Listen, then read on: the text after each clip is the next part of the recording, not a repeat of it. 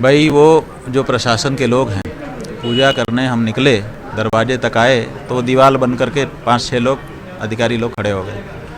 हमने पूछा क्या बात है, बोले कि आप आगे नहीं जा सकते। क्यों नहीं जा सकते? तो वो कह रहे हैं कि न्यायालय का आदेश है कि अभी वहाँ कोई नहीं जाएगा। हमने कहा वो दिखाइए, तो बोले अभी आदेश तो हमारे हाथ में नहीं है, लेकिन ऐसा आदेश है और आपके जो आवेदन आपने दिया था उसको निरस्त किया जा चुका है। अनुमति का जो आवेदन दिया था वो निरस्त किया जा चुका है। तो हमने उनको कहा कि हमने रात को ही जब निरस्तीकरण का पत्र हमको मिला तो हमने एक पुनर्विचार के लिए एक आवेदन पुनः आपको दिया, उसका जवाब तो हमको दे दीजिए, क्योंकि उसमें हमने कुछ बिंदु उठाए थे। तो बोले कि हमको तो मिला ही नहीं, ऐसा कह दिया। तो हमने अब क्या कह सकते थे? तो हमने फिर उनके हाथ में पकड़ाया कि ये दोबारा लीजिए, अपने अफसरों को भेज करके इसका लिखित जवाब हमको दीजिए।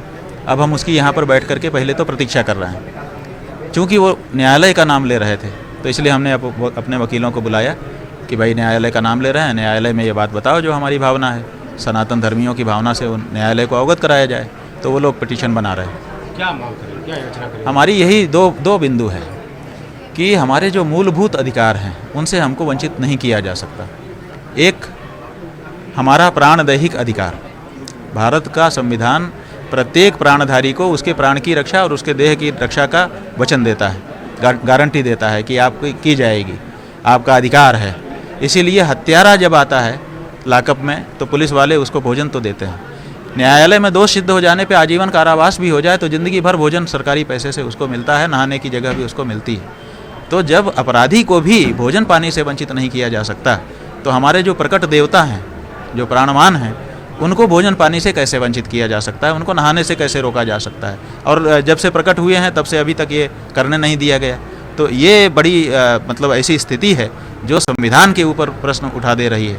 तो इसलिए हमारा कहना है कि आपको हमसे कोई दिक्कत है कि हमारे जाने से कुछ गड़बड़ी हो, आप हमको रोक दीजिए। आपको किसी से दिक्कत है रोक दीजिए, लॉ एंड ऑर्डर मेंटेन करिए, हमसे भी सहयोग लीजिए, लेकिन हमारे भगवान को भूखे प्यासे तो मत रहने दीजिए।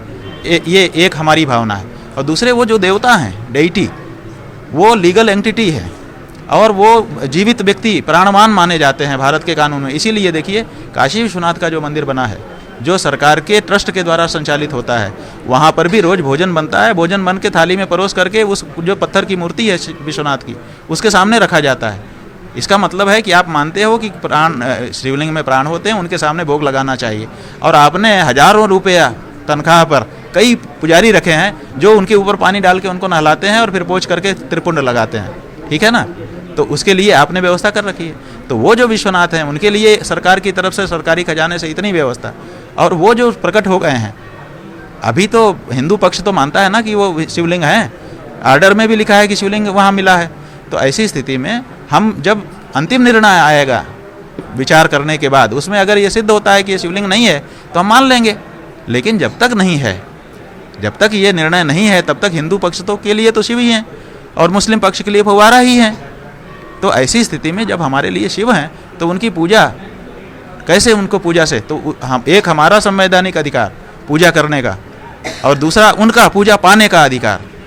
तो उनको उनके पूजा पाने के अधिकार से, उनको अपने प्राण और देह की रक्षा के अधिकार से, उनको भोजन पानी के अधिकार से कैसे आपने किस कानून के अंतर्गत वर्जित किया है, ये बिंदु हम लेकर के न्यायालय में जा रहे हैं।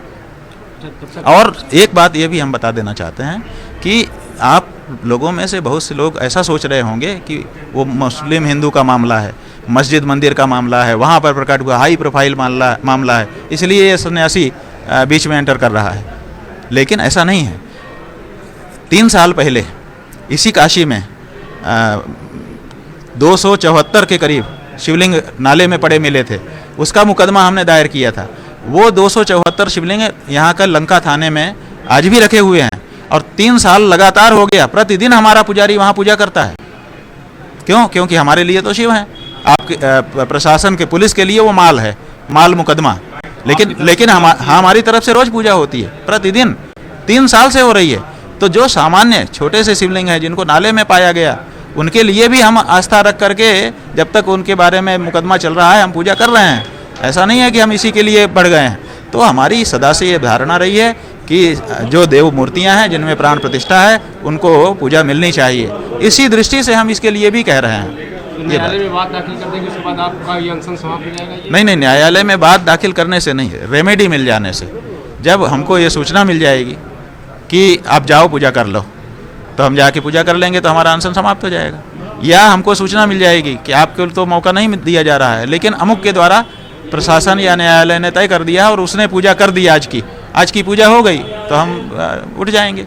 अन्यथा जब तक पूजा नहीं हो जाती, जब तक ये रिकॉर्ड पे नहीं आ जाता कि भगवान की पूजा प्रतिदिन की शुरू हो गई, तब तक हम ये स्वीकार नहीं कर सकते, अन्य जल अन्न जल स्वीकार नहीं।